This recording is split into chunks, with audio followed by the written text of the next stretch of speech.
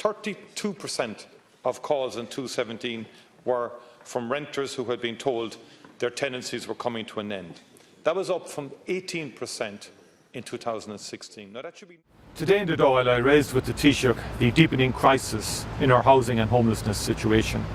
And in particular, I raised with him the outcome of Threshold's annual report, where it said that the numbers of people being evicted is on the increase, and in particular due to the fact that landlords are either selling rental properties or engaging in deep refurbishment as a means of circumventing the rent pressure zones.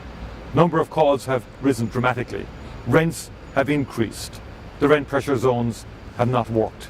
Threshold is calling for a strengthening of the legislation and greater security of tenure for many, many tenants. It's about time that the government responded to Threshold's recommendations, and there's an urgency now in bringing in the legislation to strengthen security of tenure for many tenants out there.